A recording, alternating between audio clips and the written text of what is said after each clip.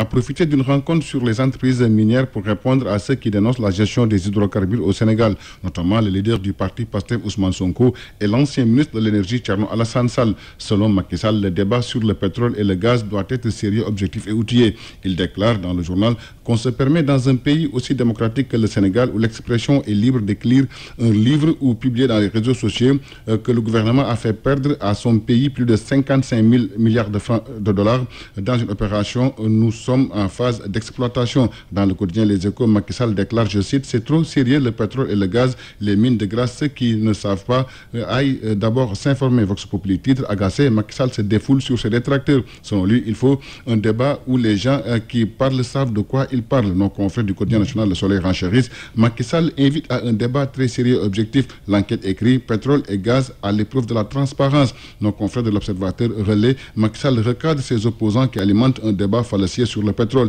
Mais cette sortie du chef de l'État a relancé la polémique selon nos confrères du quotidien LAS, Ousmane Sonko, qui a dénoncé dans son livre ce qu'il appelle le pillage des ressources invite de monter au créneau pour répliquer au président de la République. Dans le même journal, le leader du parti PASTEF invite le chef de l'État à porter plainte s'il se sent diffamé par rapport à ces accusations sur la légèreté avec laquelle ces jugements ont été cédés à des multinationales. Dans le journal Les Échos, Ousmane Sonko déclare, je cite, oui, monsieur le président, il s'agit d'une question très sérieuse, mais votre gestion ne l'a pas été. Sur le même sujet, Thierno Bocoum, président de l'Alliance générationnelle pour les intérêts de la République Agir, est d'avis qu'il y a un manque de transparence dans les dossiers liés à la gestion des ressources pétrolières et gazières au Sénégal, et il faut bien les dénoncer, révèlent nos confrères de Sud Quotidien. Les journaux reviennent aussi sur le rapport du Fonds monétaire international. Selon nos confrères de Sud Quotidien, les services du FMI invitent le gouvernement à plus d'efforts pour résorber le déficit budgétaire qui se creuse faute de stratégie de gestion de la dette, mais également la faible part de la valeur des contrats du secteur public signés par entente directe, entre autres. Telles sont les recommandations formulées à l'endroit du gouvernement du Sénégal par les services du FMI qui ont séjourné à Dakar du 18 au 31 octobre dernier. À Dakar, dans le cadre de la 7e revue de l'instrument de soutien à la politique économique, l'Observateur écrit, le FMI sonne l'alerte selon nos confrères. Il y a un déficit budgétaire de plus de 115 milliards de francs CFA en fin d'année. Nos confrères du quotidien Enquête renchérissent, le FMI pointe les faiblesses actuelles.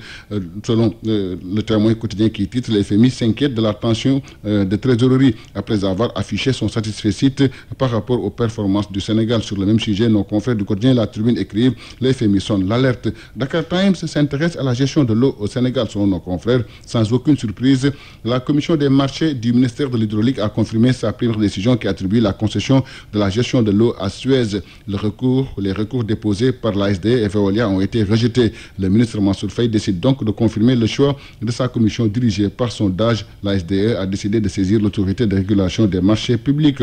En sport, 5e journée des éliminatoires de la CAN 2013-2019, Guinée équatoriale, Sénégal, le 17 novembre prochain à Bata, blessé en Coupe de la Ligue, Racine Koli est forfait, informe nos confrères du quotidien Record qui précise qu'il sera remplacé par Adam Mbeng pour ce match. Karambouch et Pape Alioune Ndiaye n'ont pas été convoqués par Aliou Cissé. Selon nos confrères du quotidien, la non-convocation de ces joueurs relance le débat. En tout cas, ces deux joueurs sont compétitifs avec leur club. Pour le cas Karambouch, Cheikh Sidiba déclare dans le quotidien Sportif Stade que le jour de Nantes est sélectionnable. Karambouch, donc la renaissance du Lion barre la une du quotidien Sportif Stade. Foot local, le championnat débute demain. Un seul match au programme, Djaraf contre Mbour Petite Côte. Ce sera à 16h au stade du président Senghor. Les autres matchs sont prévus dimanche. Dans une interview accordée à nos confrères de Vox Populi, le président de la Ligue Pro soutient que tout est fin prêt. Sayer Seck s'est aussi prononcé sur les 10 ans de la Ligue Pro.